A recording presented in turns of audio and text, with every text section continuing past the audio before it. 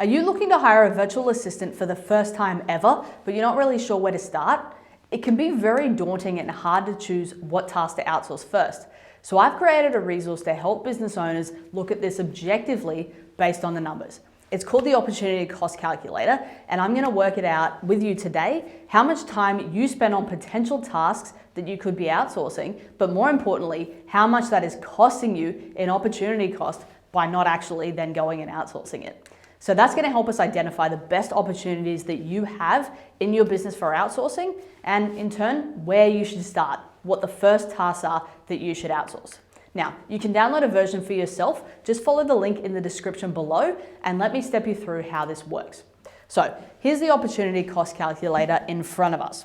What we're going to do is step through and go through different tasks that we have in the business that we'd like to outsource. And I want you to think about your most ideal tasks. What do you want to outsource? So let's look at a big one is social media management, for example, and let's say that we spend 5 hours per week on that at the moment. Okay. The next one is going to be running an outreach campaign on LinkedIn. So that's different. When I talk about social media management, I'm talking about, let me just move over here so you can see me a bit better. When I talk about social media management, I'm talking about posting, sharing content, engaging. Running an outreach campaign on LinkedIn is more about having conversations with people. Having conversations with people and generating leads. That one takes more like 10 hours a week. And then admin, I've got 5 hours per week. What else do you think about in the business that you're looking at? Email management's another 5 hours. I spend an hour a day doing that. I would love to get rid of that. So what you want to do is just go through here and set a maximum of 6 tasks that you in the ideal world would love to outsource, okay? Now, if you look at that, that's leading us up to 25 hours, okay? Total per month, we'll just times it by 4, we've got 100. Now, what we want to work out from there is what our number one profit generating activity is. For a lot of you, it might be selling, or it might be coaching, delivering coaching calls to clients. Whatever that looks like, we want to work out what your hourly rate is. So let's say it's being actually on a coaching call, okay? So we'll go coaching call.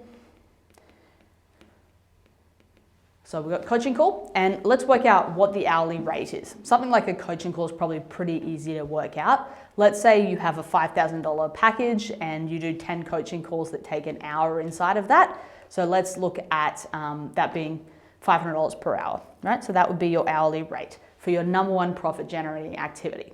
So think about what I'm working out here. We're going to look at this time here, 25 hours a week, 100 hours a month is what we're spending on these low-level tasks, where instead we could be doing a coaching call and earning this much, okay? So what we're trying to work out here is what is the amount of money that you're actually losing by not outsourcing, because that's going to help you focus on which tasks you should outsource first. So total hours, low-level hours per month, we've worked out as 100. Hourly rate is 500. So we're looking there at $50,000 per month of opportunity cost in not outsourcing. Imagine what it would look like for you if we outsourced 25 hours per week of work, and you could then take on more clients to deliver more coaching, work with more people.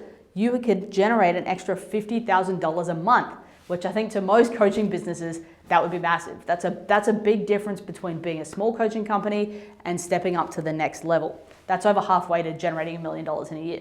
So if you're already halfway there, you get a VA, start to outsource, bring on more clients, you've hit the $1 million mark. So I just want to open your mind up to that. Understanding what it's costing you not outsourcing is going to help you pick the first tasks. Now, I always recommend to hire a full-time VA, but I don't recommend working up to 40 hours to start. Anywhere between 20 and 30 hours per week is a really good starting point for your VA. Now, I've already written 25 here, so that's perfect. If you've got more, what you want to do is dwindle it down. So generally pick the ones that are taking you the most amount of time. So the first thing I want to outsource here is the outreach campaign on LinkedIn, because that's what's taking me the most amount of time and thus costing me the most amount in opportunity cost. So think about it that way in picking which to start. Generally look for 3 to 4 tasks, and like I said, 20 to 30 hours is the sweet spot to start. Your VA has 40 hours when you hire them full time, but if you start there, you've got room to grow, and it allows you to onboard them a little bit slower, get them set up with task by task, which is just going to allow long-term success. So there you have it, guys. Grab your copy of the opportunity cost calculator below, step through it yourself, and you're going to be able to see where you should start, what you should outsource first, and really be successful with it. Good luck, guys.